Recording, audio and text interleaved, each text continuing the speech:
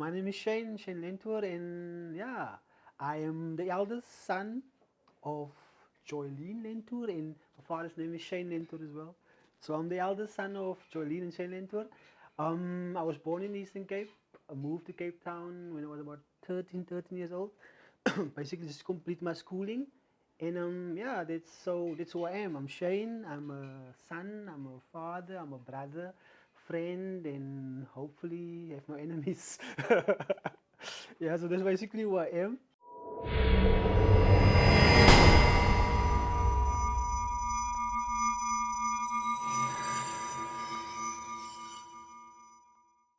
And I moved from Eastern Cape when I was about 13 years old. I moved to Cape Town, but I moved to a community called Lavendale on the Cape Flats. Very interesting community because I never ever in my life saw a community that was shaped and designed like that community was shaped and designed. But what I mean by that is just in terms of how it was planned. Flat, high-rising flats, three-story flats, concrete, disconnecting people from the earth, two entry, one way to come in, one way to go out, basically. So kind of found people living in a very strange environment, not a lot of trees, no water, completely different to the kind of environment I grew up with in Eastern Cape. Trees, river, waters and stuff.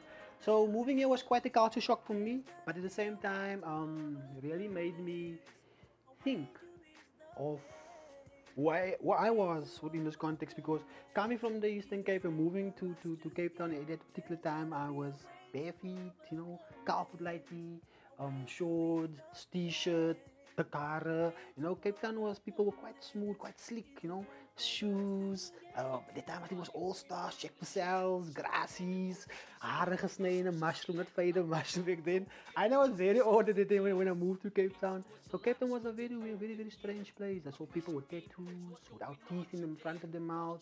I saw Muslim, Christian people. I saw a lot of diverse people in one space, completely different. Sure. So Cape Town was a completely different space from the kind of environment that nurtured me and where I was born.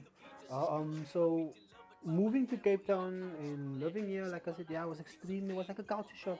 It's quite an extreme environment. People live at a very fast pace. People, just the culture, everything is just completely different. I mean, that was quite strange for me and very scary for me, because one of the things that really frightened me about the community was that people somehow needed permission to move around. People really never really went out, never go to the surrounding bushes, would never really go to the surrounding mountains or even go to the ocean. And if children do go away, do run away to those places, we come back, we get on moves hiding. Parents give you a big hiding because, I don't know, but it was just a strange environment. Where in Eastern Cape, I tend to be more free.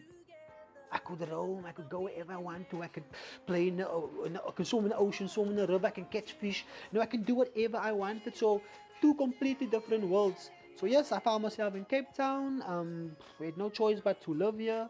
And I was cultured and I was basically raised on the streets of Cape Town from the age of 13 on the Cape Flats, and yeah, became part of the culture, became part of the, kind of assimilated well into the culture of Cape Town and started falling in love with the people. By that I mean I started noticing that there was a great need. A lot of people came out of homes where there was no fathers, or in spaces where there were fathers, they were never physically present, they were kind of like emotionally gone. A lot of women raising children, and a lot of the key functioning roles, decision making roles, the kind of nurturing, the kind of parenting, were all women. All women, all women. I would interact with kids on the road and I could see how children interact. I could see how kids interact. I could see how gangs interact. I could see how churches interact. And I could see there was a common thing missing in all of those spaces. The father. This male figure was missing in all of those spaces. As I grew older, as I grew up, I realized things became more violent. Things became more bloody. I couldn't walk as far as I used to walk. I had to pay if I wanted to go into certain spaces. I was kind of like pushing the group. I had to choose if I wanted to be part of that group or if I wanted to be part of this group. But luckily for me, I had this deep love for nature. My kind of recipe or my kind of advice for healing is always been to go into nature. to reconnect with nature, to reflect and to find out who you are within that space. So within the Cape Flats where I grew up, there wasn't a lot of natural spaces around us. There was a lot of sand dunes, and some of these spaces were located in territories of different gangs. So we couldn't really move around to some of the spaces. But from where I live, I could always see the mountain. And I always used to wonder what's beneath or what's behind that mountain. How do you get to this mountain? And every day I would walk a little bit, run a little bit closer and closer and closer to the mountain. And eventually I end up walking on top of the mountains.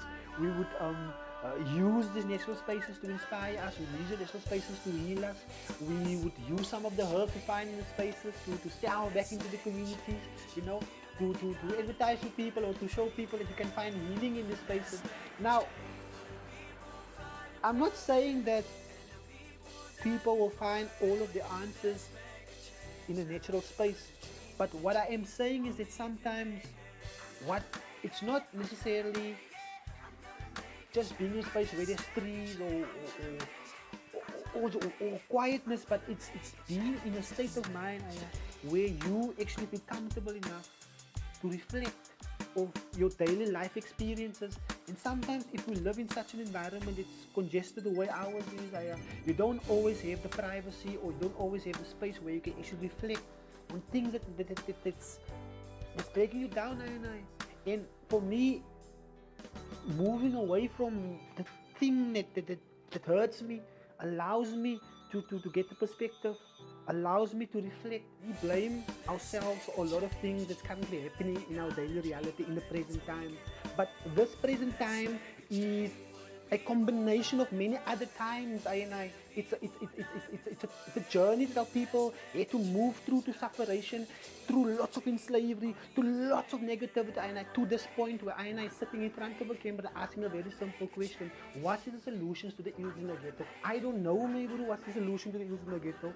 One thing that I do know is that many people in the ghetto, German, don't know what it means to be loved. So within our ghetto, there is no love. Yes, there is love that comes in the form of what can I benefit from you. So love for most of our people come in the form of what can I get from you. So love is how can I use you so I can benefit. But where I come from, where I was taught love is when you can choose to give. Love is giving even when you don't have I.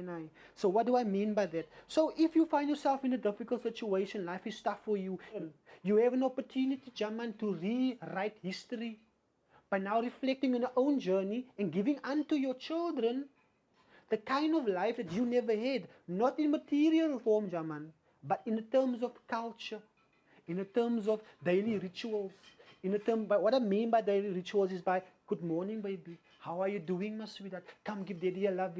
When a child is sick, not to run to the doctor, go to your grandmother, go to the grandfather, ask out, what can we do to solve this? You see, we find ourselves living in a fast food reality, where our people are so disconnected from reality, they feel that they can just take up the phone the pastor, got a direct line with Jesus, and their life will be saved. No, my man, that is not the reality. We live in an economic state. We live in an environment that is designed in this way to keep our people in this kind of state.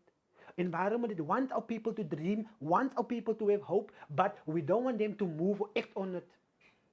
Why? Because we need them to sit, we need them to indulge so that they can allow their children to fall into the same trap that they have trapped in. Because you must think about it this way, SAB have 10 years, sometimes even 50 years investments in communities. If you are a 50-year-old drinker or 30-year-old drinker, by the time 50 years from now, how old are you going to be? But think about how old is your son, your child, or your daughter going to be. So they will be the consumers of that product. We have to unlearn. We have to switch off our TVs. We have to choose what we read. And we have to spend more time with our children. And that's the only way we can change situations in the community, is by going back home, go back to your wife, go back to your woman, go back to your man, love your family.